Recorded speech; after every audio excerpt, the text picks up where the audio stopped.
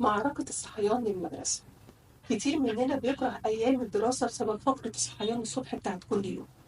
مش بيصحى بسهولة، مش بينجز ويخلص، بيطلع روحي عشان يسمع الكلام، وبنضيع وقت. الطفل الطبيعي هتلاقيه مش في أحسن حالاته الصبح، فما بالك لو كان الطفل ده كمان مشتت وعنده ضعف في مهاراته التنفيذية، سواء بدء المهام ولا إدارة الوقت ولا إدارة الانتباه.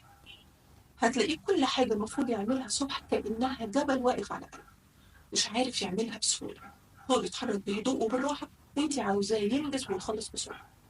طب والحل؟ أول حاجة ينام بدري وياخد كفايته في النوم علشان يقدر يبقى فايق أكتر الصبح وما يتعبكيش في الصحيان. تاني حاجة تصحيه بدري شوية ولو يكن ربع ساعة عن الوقت اللي دايما بتصحيه فيه، عشان انت ما تتوتريش لما يتحرك بهدوء وبراحته. تالت حاجة حاولي بقدر الإمكان تكوني مجهزة كل حاجة من بالليل، عشان ما تتوتريش وتحسي نفسك مضغوطة لما تضطري تعملي كل حاجة الصبح وهما بيتحركوا حواليكي بهدوء وبراحتهم. رابع حاجة تصحي قبلهم بوقت كافي عشان تدي نفسك فرصة تجهزي، خصوصا لو بتشتغلي.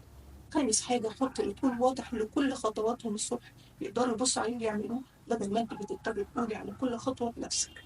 وأخيرا افتكري إن المعركة دي موجودة في كل بيت، في أطفال مش مختلفين، شوية شوية عليهم هيكبروا ويتعلموا، لكن الخناق والزعيق مش هيخليهم يوصلوا إن هم يتحملوا مسؤولية.